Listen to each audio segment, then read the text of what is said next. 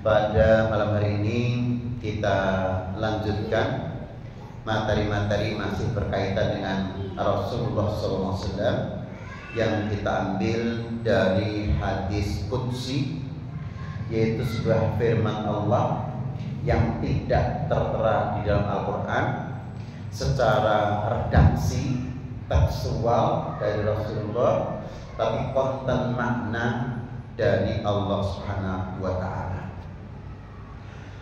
Suatu saat Rasulullah SAW menengadahkan kedua tangannya ke langit seraya sambil berdoa, Allahumma ummati ummati wa wayabni. Rasulullah berdoa, ya Allah, sesungguhnya umatku umatku, sambil menengadahkan tangan, umatku umatku sambil menangis. Berarti ada alasan apa Rasulullah berdoa meminta kepada Allah sambil menengadahkan tangannya ke langit sambil menangis? Pasti punya problematika yang beliau pikirkan. Faqala azza wa jal, maka Allah pun menyampaikan perintahnya, amarnya kepada Jibril, ya Jibril, idhab ila Muhammad. Ya Jibril, kamu turun, berangkatlah, temui Muhammad, Nabiullah wa Rasuluh, wa rabbuka a'lamu, walaupun Rabbmu, ya aku ini sudah mengetahui apa yang menjadi problematika Nabi Muhammad. Fasalhu ma yaqihi, tanyakan kepada dia mengapa dia sempat menangis. Idhab ila Muhammad was'alhu ma yubkika. Kalau dalam hadis ini Mausu'atul Himbariyah tertulis, berangkatlah kamu kepada Muhammad dan tanyakan kepada dia apa yang menyebabkan engkau menangis. Akhirnya turunlah Jibril alaihissalam menemui Rasulullah SAW dan menanyakan apa yang menjadi latar belakang beliau menangis. Akhirnya Rasulullah pun menyampaikan tentang perihal mengapa dia berdoa, Allahumma ummati, ya Allah, umat-umatku, sambil menangis, menengadahkan tangan ke langit.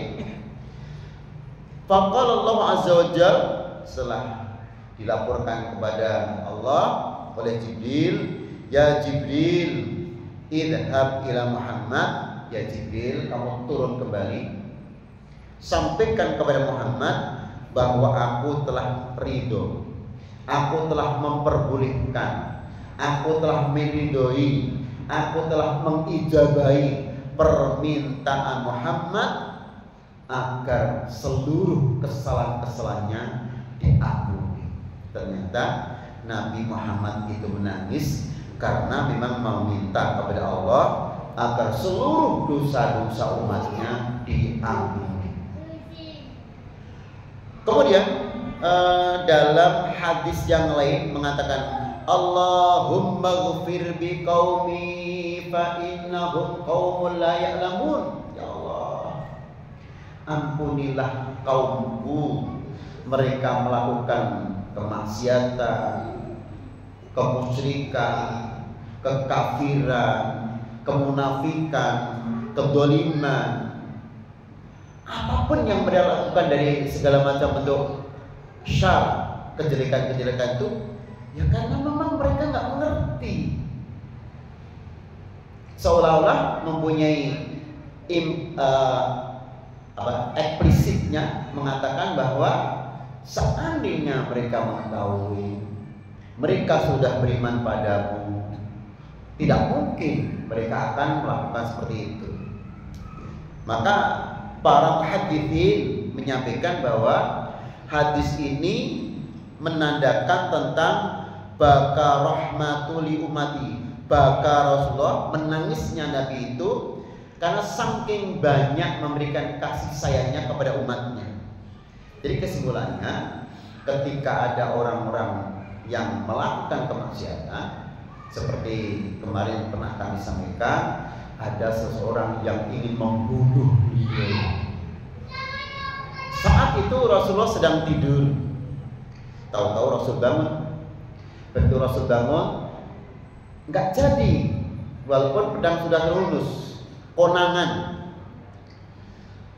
Maka hampir 3 kali itu dilakukan, tapi justru sudah 3 kali mau dilakukan, terbangun lagi, malah didoakan, Allahumma ghfir bi qaumi fa innahum qaumun la ya'lamun. Ya Allah, ampunilah umatku yang ingin mencideraku, ingin membunuhku.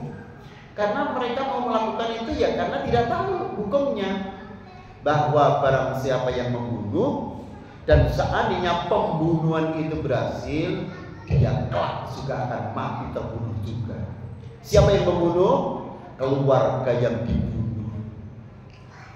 Dan mungkin juga tidak tahu kalau dia itu banyak menebar kebaikan-kebaikan, dia juga akan mendapatkan banyak kebaikan-kebaikan dari banyak orang. Seandainya dia banyak bersyukur kepada banyak manusia, dia juga akan mendapatkan kesyukuran dari banyak manusia. Maka di dalam kesempatan yang lain disampaikan, irhamu man fil ardi yarhamkum man fis sama. Hai sahabatku, berkasih sayanglah kalian kepada siapapun yang hidup di atas bumi, nanti Allah yang di atas langit akan memberikan kasih sayangnya kepadamu. Man la yarham la yurham. Barang siapa yang tidak pernah memberikan kasih sayangnya kepada orang lain, dia tidak akan diberikan kasih sama orang lain. Adapun yang hadis terakhir ini menyangkut tentang sahabat Nabi namanya Aqra. Aqra itu pengakuan beliau mengatakan, ya Rasulullah, li asratu aulad. Ya Rasulullah, aku ini punya anak jumlahnya 10. Lakinni, tetapi aku ini ma qabaltu ahadan minhum. Tapi dari 10 anak itu aku belum pernah mencium satupun di antara anak-anakku, tidak pernah memberikan kasih sayangku kepada anak-anakku. Dari peristiwa pengakuan Aqra itu, Rasul berkomentar, man la yarham la yurham. Ketika kamu tidak bisa melakukan kasih sayangmu kepada anak-anakmu, jangan kamu harap anak-anakmu akan mempunyai kasih sayang kepada kedua orang tuanya. Karena kamu menanamkan tanaman yang tidak bagus, maka anakmu pun akan memberikan sesuatu yang tidak bagus juga kepada kedua orang tuanya. Maka tabarrukum, baiknya kamu kepada kedua orang tuamu adalah tabarruk, kebaikan anak-anak kepada kamu. Jadi Bapak Ibu, kewajiban penjenengan kula berbuat baik kepada kedua orang tua kita. Nanti ketika kita sudah melakukan kebaikan kepada kedua orang tua kita, anak-anak kita juga akan berbuat baik kepada kita. Bahwa tidak usah kita tuntut, mereka akan berbuat baik kepada kita karena melihat bagaimana kita sebagai orang tua senantiasa berbuat baik kepada kedua orang tua kita, yombahnya dari anak-anak itu. Irhamu man fil ardi yarhamkum man fis sama, kata Nabi kepada Aqra, cintailah anakmu, kasih sayangilah anakmu. Niscaya mereka ketika sudah besar akan berikan kasih sayangnya kepadamu. Tetapi ketika kamu tidak pernah memberikan kasih sayangnya kepada anak-anakmu, tidak mungkinlah anak-anakmu akan membalas kebaikan kepada kamu karena kamu tidak pernah melakukan kebaikan. Nah ininya, nandur dulu kebaikan, kamu baru akan memetik kebaikan dari apa yang kamu tanam. Man yazra yahsud, sapa nandur ngunduh. Yang kedua, banyak sahabat-sahabat Nabi yang awalnya musuh. Maka sahabat Nabi yang awalnya musuh itu di antaranya Amru bin As. Amru bin As itu salah satu sahabat Nabi, masuknya Islam saja baru pada tahun ke-8 Hijriah. Artinya tinggal 2 tahun lagi Rasul itu sudah meninggal dunia. Tinggal 2 tahun lagi Rasul sudah meninggal dunia. Artinya terakhir. Suatu saat Amru bin As ini ketika menjelang meninggal dunia, ada orang yang mendekati beliau, artinya nengok orang sakit, yang sakit Amru bin As, memberikan hiburan kepada Amru bin As. Kemudian dikatakan amma amilta annal Islam yahdimu qablahu ya Amru bin As. Bukanlah keislamanmu itu akan bisa menghancurkan dosa-dosa sebelum kamu masuk Islam. Artinya Amru bin As itu sebelumnya kafir, musyrik. Dengan beliau memeluk agama Islam, maka dosa-dosa sebelum masuk Islam itu terampuni dengan masuknya Islam. Maka kalau kita mengumpamakan masuk Islam seseorang pada umur yang ke-50, begitu dia asyhadu alla ilaha illallah wa asyhadu anna Muhammadar Rasulullah, artinya mulai tahun ke-50 itulah dosa-dosa yang pernah dilakukan di masa silam sebelum masuk Islam, doa minuman keras, doa perjudian, doa perzinahan, dosa perampokan, dosa nyembah berhala, dosa tidak yakin bahwa Tuhan itu ada, dosa semuanya kafir. Itu terampuni dengan dia mengucapkan 2 kalimat syahadah, asyhadu alla ilaha illallah wa asyhadu anna Muhammadar Rasulullah. Dia menganggukkan kepalanya. Ama amilta annal hijrata tahdimu ma kana qablaha.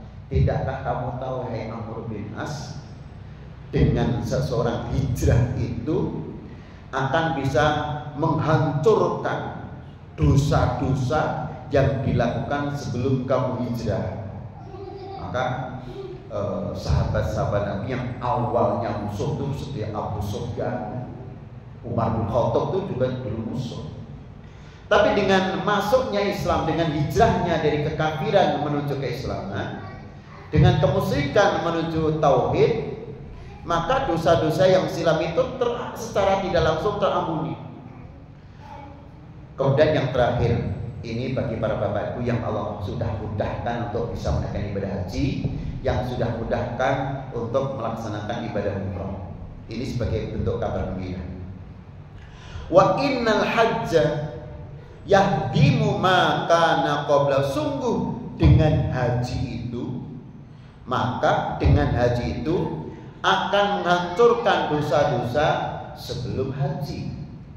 Umpami bapak ibu tindak haji umur yang ke-60, dosa-dosa yang pernah dilakukan 60 tahun sebelum haji, mulai dari akil balik sampai 60 tahun baru haji, itu sudah diampuni dengan berangkat menunaikan ibadah haji. Begitu penjenengan kondur dari haji, mendapatkan predikat, title mahaji yang mabrur, wal hajjul mabrur laisa lahul jazaa illa jannah. Haji yang mabrur tidak ada ganjaran yang pas bagi mereka kecuali surga, maka tempatnya adalah di surga. Sementara bapak ibu yang kami hormati, tidak setiap orang diberikan kesempatan untuk bisa berhaji. Bersyukurlah kepada bapak ibu yang sudah Allah perkenankan ibadah haji.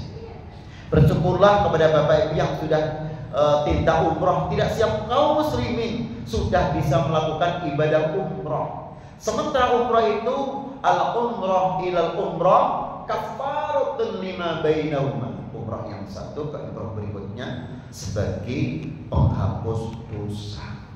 Maka begitu beliau menjelang meninggal dunia, diberikan kabar gembira, kamu sudah Islam, kamu sudah hijrah, kamu sudah menaikkan ibadah haji. Maka kemudian bangun kembali untuk tidak takut menghadapi kematian. Itulah Amr bin As.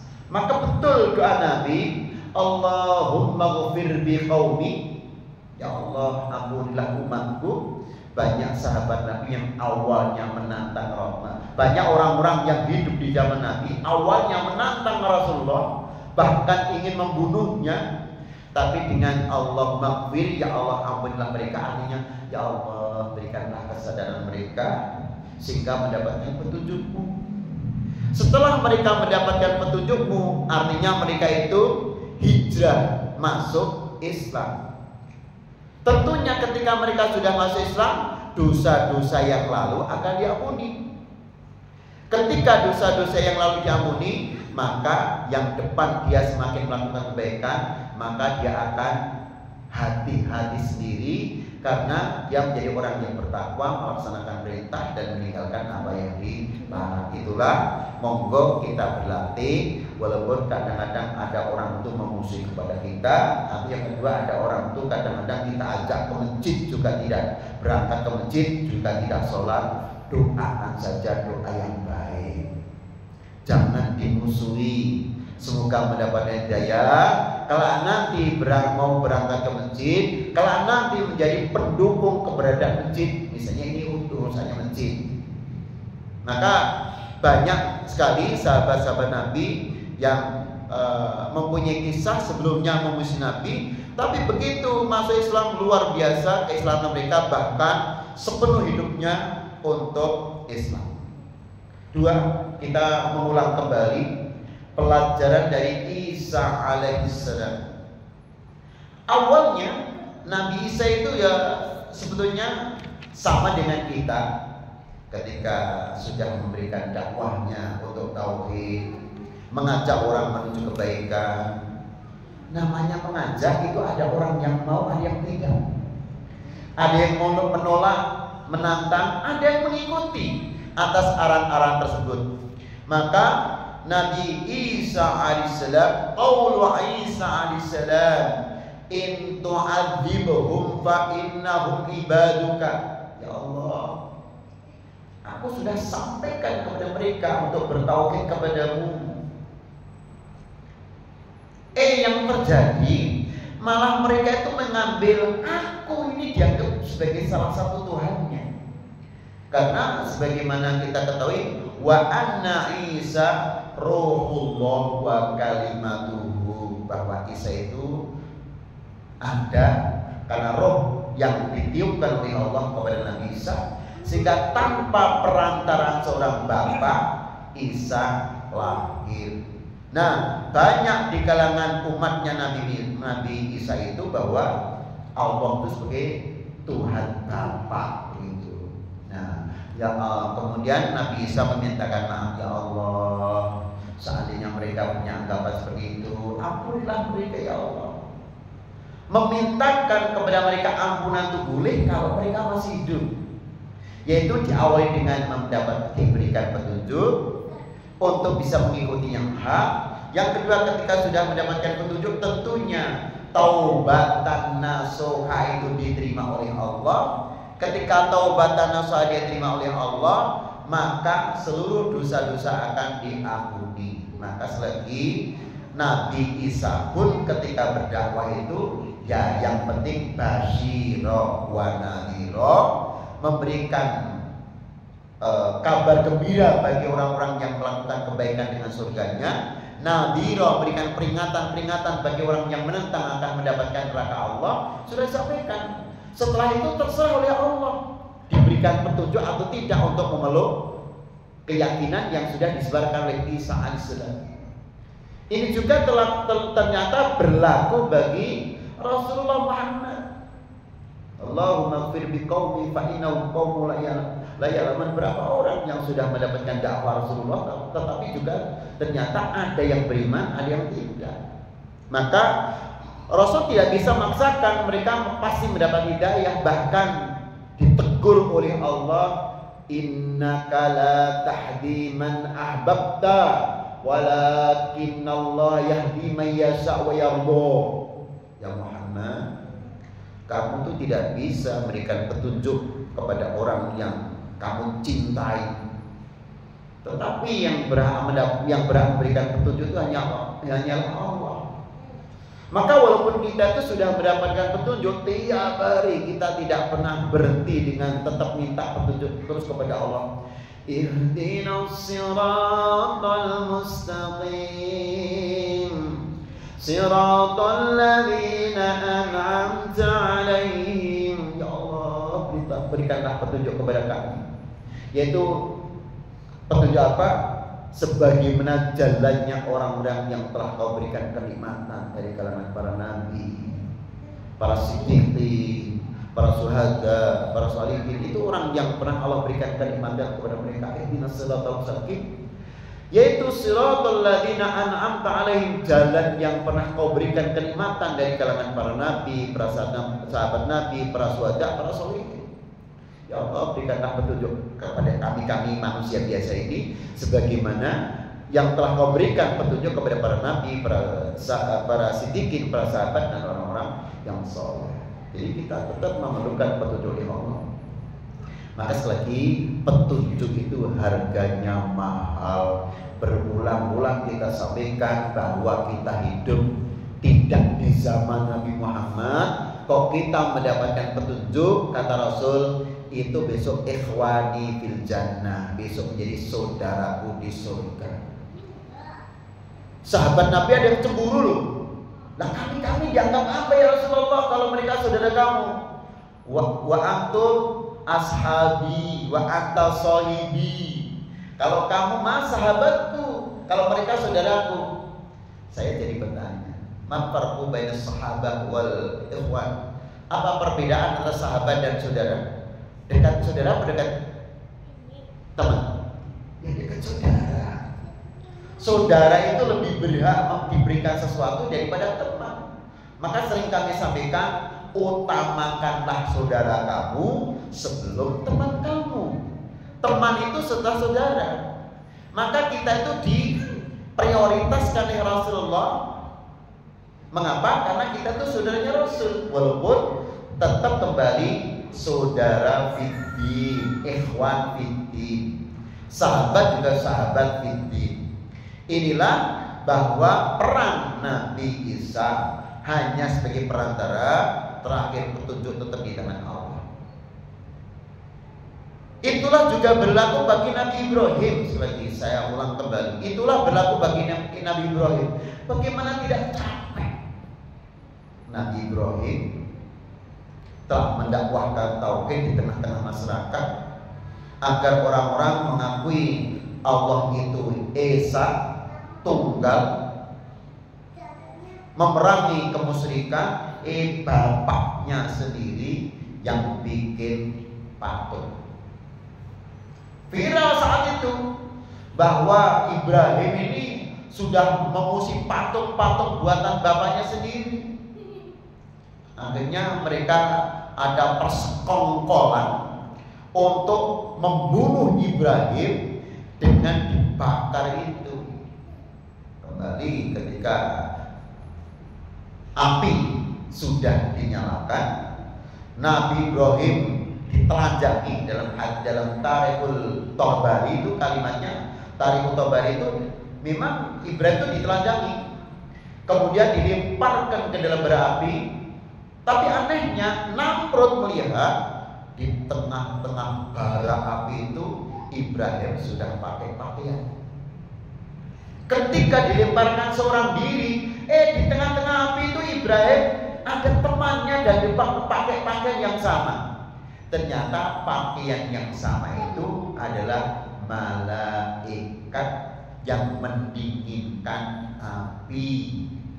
Allah merintahkan jannar kuni bardan wa salaman ala Ibrahim. Hai api, dinginlah kamu, selamatkanlah kepada Ibrahim. Maka api menjadi dingin, Ibrahim pun selamat. Ternyata ada makhluk yang mematikan, bukan matikan, mendinginkan api, yaitu malaikat. Maka begitu api padam, keluarlah dua sosok manusia, yang satu Ibrahim, yang satu menyerupai Ibrahim, yaitu malaikat. Akhirnya Namrud pun takut, ini yang Ibrahim yang sesungguhnya yang mana ini? Kok ada dua orang? Saking takutnya sampai memberikan janji, ya Ibrahim, kamu jangan musuhi aku ya. Kalau memang mau Tuhanmu, aku akan berkorban untuk Tuhanmu. Berapa kambing yang dimai Tuhan? Maka sebetulnya Namrud juga sudah berkorban untuk apa?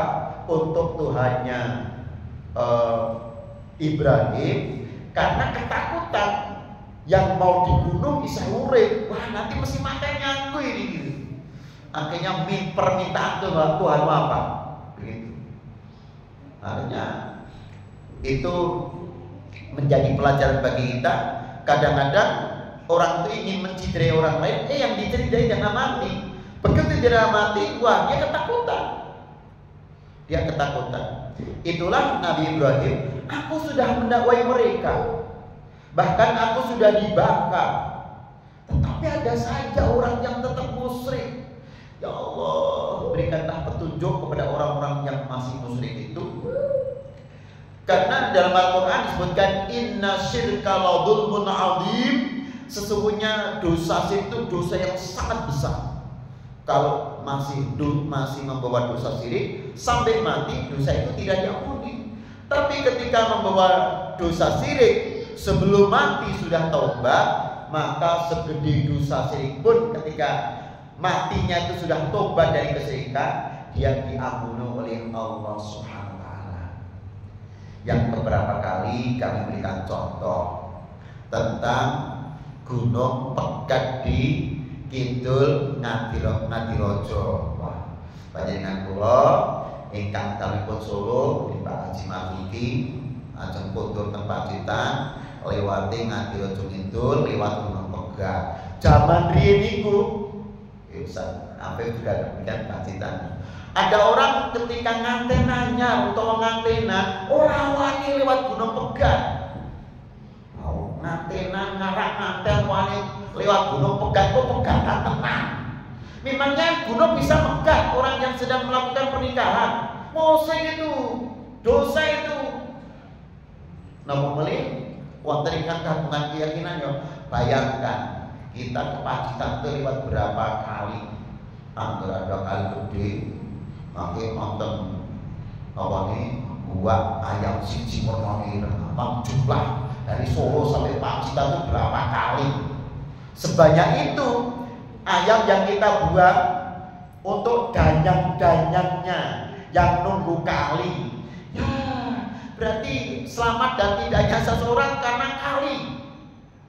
Padahal kalau jeneng sami tasih nempaki banyak danyang-danyang mulai dari Wonogiri itu sampai Praci-praci ngetan saya Paci itu danyang-danyang banyak sekali dan itu dihormati sebagaimana penghormatan kepada manusia.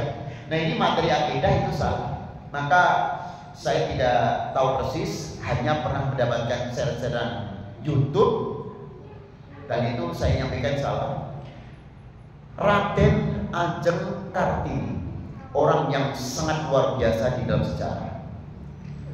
Cuma jadi salah ketika Raden Ajeng Kartini dibuat patung. Kemudian anak-anak sekolah itu ketika lewat di depan patung itu lagi Raden Ajeng Kartini digawe patung, anak-anak disuruh hormat sama patung Raden Ajeng Kartini begini. Kalau menghormati Raden Ajeng Kartini ketika beliau masih hidup, hebat jos. Itulah akhlak dalam Islam, senantiasa menghormati orang alim. Beliau insya Allah orang alimah, karena dalam banyak sejarah beliau itu menggunakan kerudung. Beliau seorang muslimah yang bisa dicontoh. Orangnya hebat.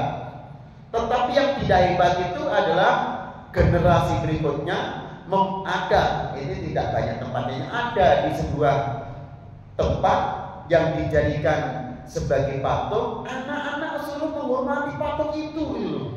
Itu jadi masalah.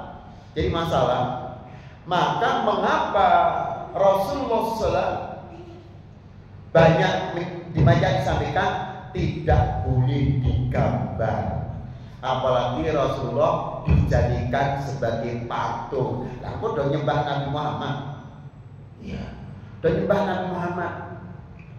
Dan mengapa ketika Bapak Ibu tidak haji, tidak umroh, sampai ke kuburan Baqi nggak diberitahu di mana kuburannya Utsman bin Affan?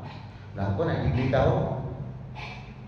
Engkau urutan kuburan itu kau boleh tadi barokah. Mungkin dulu. Jangankan Utsman bin Affan, kiswah Ka'bah saja, kain penutup Ka'bah ada gunting kok untuk ben sugih, pesugihan seperti itu. Bapak-bapak, ibu-ibu yang berarti, doakan saudara kita yang masih hidup semoga mendapatkan hidayah. Tapi ketika mereka sudah meninggal dalam keadaan kafir, serahkan kepada Allah. Karena Nabi Muhammad pun secara hati nurani tetap akan memintakan ampun kepada mereka. La astaghfironna laka ma lam unha. Betul-betul aku akan memintakan ampun kepada mereka selama tidak dilarang. Kemudian oleh Allah disampaikan, makana linnabi walladzina amanu ayastaghfiru lil musyrikina walau kanu uli qurba. Sungguh tidak layak, tidak pantas bagi seorang nabi memintakan ampun kepada orang musyrik walaupun mereka itu uli qurba. Maksudnya memintakan ampun kepada orang musyrik itu orang yang sudah meninggal. Tapi kalau orangnya masih hidup, mintakanlah kepada Allah petunjuk, mintakanlah kepada Allah hidayah, mintakanlah kepada Allah ampunan, mintakanlah kepada Allah untuk tetap iman Islam mereka sampai mereka meninggal dunia. Inilah kita jadi bagaimana kita bermuamalah, bermuasyarah, berinteraksi dengan saudara kita non muslim, tidak apa-apa. Berinteraksi dengan non muslim silahkan sebanyak-banyaknya, bahkan pengaruhi mereka agar bisa masuk Islam. Adapun setelah kita pengaruhi mereka tetap saja pada keyakinan, serahkan kepada Allah, jangan dimusuhi. Memang mungkin Allah belum berkehendak untuk memberikan hidayah, atau memang Allah menutup hatinya mereka untuk tidak mendapatkan arahan-arahan, bimbingan-bimbingan dari saudara kita kaum muslimin. Jadi kita tidak usah gundel, tidak usah sakit hati, diajak orang belum, biarkan saja, tidak usah dimusuhi. Begitu. Jadi ini dalam rangka bermuasyarah, berinteraksi, bermuamalah dengan orang-orang yang masih melakukan kemaksiatan, dosa-dosa. Yang ditakutkan Rasul kedua. Jadi sebelum Rasul meninggal, kasus yang ada itu penyelewengan dalam bentuk kekafiran, kemusyrikan. Yang ditakutkan oleh Nabi sepeninggal Rasulullah itu ada dua. Yang sudah masuk Islam kembali murtad, balik lagi kepada kemusyrikan, balik lagi kepada kekafiran. Atau yang kedua, yang sudah masuk Islam menjadi munafik, bajunya sama dengan baju Rasulullah, jilduhu kulitnya sama dengan kulit Rasulullah, cara berbicaranya sama dengan cara berbicara Rasulullah, tapi qalbuhu, hatinya hati musyrik, hati kafir. Yaquluna bi afwahihim ma laisa fi qulubihim. Mereka kalau ngomong hanya dengan lidah, hanya ngomong dengan lambe itu, tapi hatinya tidak seperti itu. Tapi bagaimana sikap kita ketika ada orang seperti itu? Kita tidak boleh menghakimi, walah itu pura-pura. Tidak boleh. Mengapa? Ada kasus ya tadi sama setelah 3 hari 3 malam diletakkan di depan masjid, kemudian ditanya Rasulullah, kalau kamu membunuh suatu saat kamu juga akan mati dibunuh. Kalau kamu banyak berikan kenikmatan banyak orang juga kamu akan diberikan kenikmatan. Itu 3 hari 3 malam sudah melihat bagaimana orang muslim ketika orang muslim masjid sampai luar biasa dia masuk Islam. Asyhadu an la ilaha illallah wa asyhadu anna Muhammadar Rasulullah. Itu sahabat-sahabat Nabi banyak yang tidak terima, ya Rasulullah, sama itu musuhmu. Kalau sama itu mengucapkan 2 kalimat syahadat itu pura-pura kayu, mau melambini tahu, gak mungkin dengan hatinya. Kita tidak boleh berprasangka buruk seperti itu. Tetap kalimatnya lah nahnu nahkumu bidawahiriha. Kita ini akan mendudukkan seseorang itu berdasarkan lahirnya saja. Kalau lahirnya dia sholat, lahirnya dia pakai baju muslim, lahirnya dia juga, ya sudah, ketika suatu saat meninggal kita sholati. Bahkan kasus Raja Najasyi, kasus Raja Najasyi itu tidak banyak orang yang tahu kalau Raja Najasyi saat itu sudah masuk Islam. Karena memang keislamannya disembunyikan oleh beliau, karena takut kalau sebagai seorang raja itu, bagaimana ketika seorang raja masuk Islam nanti di mata rakyatnya bagaimana? Itu masih punya kekhawatiran seperti itu. Tapi diam-diam hatinya itu sudah ternyuh kepada Rasulullah dan sudah masuk Islam. Artinya karena keislamannya itu disembunyikan dan ternyata beliau sudah masuk Islam. Ketika Raja Najasyi itu meninggal dan berita meninggalnya Raja itu sampai ke Madinah, sampai kepada Rasulullah, apa yang dilakukan Rasul? Rasul menyolat jenazah atas kematian Raja Najasyi. Maka sholat gaib kepada orang-orang yang sudah meninggal, yang kita tidak tahu meninggalnya kapan dan di mana itu, dan dinyatakan orang baik itu boleh, yaitu sholat di sembarang waktu, sembarang tempat itu boleh. Itu Rasul pernah sholat gaib atas meninggalnya Raja Najasyi. Maka sebagai praktek kita di tengah-tengah masyarakat, gue pilih, ini saya juga gue pilih, wonten saperangan masyarakat yang jadi ya wis sholat, nek ora tau nang masjid. Kemudian kita punya anggapan, aku ora tau sholat, nek mati sesuai saya disolati. Tapi ada saksi bahwa dia itu ya sholat 5 waktu, mau sholat 5 omah, tetap akan kita perlakukan sebagaimana kaum muslimin kita sholat. Yang penting ada saksi. Yang penting ada saksi bahwa dia itu sholat, mau orang tahu nang masjid, ngerti nih wong masjid beda itu ora sholat, gitu saja. Tapi yang penting ada saksi yang menyampaikan kepada kita bahwa dia itu sholat. Jadi entah alasannya apa sehingga sholatnya tidak ikut berjamaah, tidak ikut banyak orang, tapi dia sholat. Dia berarti intinya masuk Islam, ada hak bagi dia untuk kita perlakukan sebagaimana jenazah kaum muslimin. Kita mandikan sebagaimana kita mandikan kaum muslimin, yaitu diwudu'i terlebih dahulu. Setelah kita wudu'i, kemudian yang kedua kita guyur dari atas ke bawah. Wudu ini sebagaimana wudu sholat itu. Setelah itu nanti ya kita guyur dari atas ke bawah, kita sabuni, kemudian terakhir dengan dengan kapur barus atau dengan daun yang sering dipakai untuk mengeringkan jenazah itu, sampai nanti terakhir menggunakan misik parfum. Setelah itu berhak untuk kita kain kafani sebagaimana kain kafan kaum muslimin. Tidak usah kita kasih, tidak usah rasa kamu sepatu, rasa jasasan, rasa dasinan. Dasi ini digoseng oleh baik. Maka belum lama ini kami ada pertanyaan, Ustaz, aku tadi bingung. Dan jadi keluarga aku sudah Islam, yo mati ini secara Islam karena nama aku. Tapi sedulur-dulur itu ngeyel, tetap tak dandani sebagaimana agamaku. Yo iso mati ini nonggonku, mati ini cara Islam kok mbok dandani seperti mati ini kaya agama ini jenengan. Akhirnya wis mati dadi barang terbuta tuh loh. Niku pripun Pak Ustaz? Ngeten mawon. Ini sidane militer. Tegan kula. Oke, yang pertama, yang kedua ada saksi bahwa beliau ini sudah oleh saksinya kula dhewe dan bojo kula. Ya sudah, saksi dijadikan bojo jenengan bahwa dia sudah Islam. Ya sudah, kita melakukan sebagai orang Islam. Nah, sing sederek niku ora trimo. Ngaten mawon kandheng matine nonggonku tak upakara kaya aku.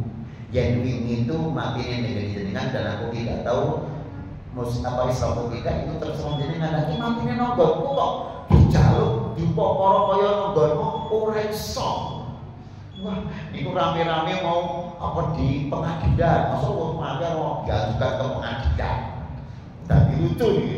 Nah, Bapak Ibu, mula ingkang sae supados panjenengan keluarga panjenengan masyarakat kita itu tahu keislamannya, monggo ingkang sampun salat ananging tasih teng dalem monggo diajak ke masjid.